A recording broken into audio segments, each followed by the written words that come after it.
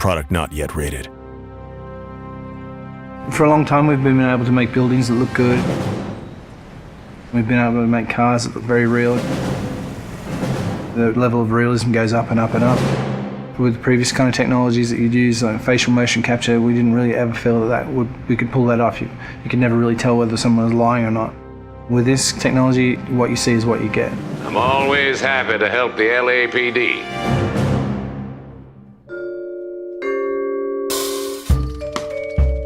We started research on it about 5 years ago. Back then, only research groups were really doing it, this kind of 3D mesh generation from optical cameras. We thought that there might be some application for what we were doing, and this story is a detective story, so the believability of the actors' performances is key to gameplay.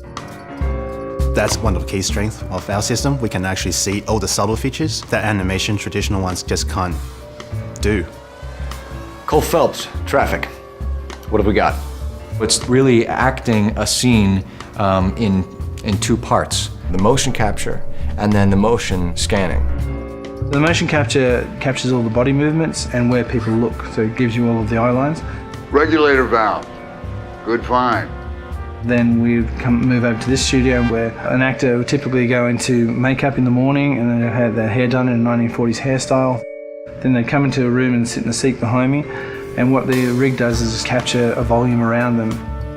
You've got cameras not only around, but also looking upward and downward as well. So any kind of movement is going to cut out some of the information. And they deliver their lines, and as they talk, they get processed and turned into 3D. And action. So the guys' names that I've been seeing doing the repairs on the heaters, they're fully licensed and accredited. We go from 2D videos to 3D meshes. I think you're lying, Rasik. I think some of your men aren't fully licensed. To compressed versions for the game. I think some of your men aren't fully licensed. You're desperate to cover your sales. The level of detail is just so high that they're just like a real person in life. You're gonna lose your wife and probably end up in the big house. I hope she was worth it.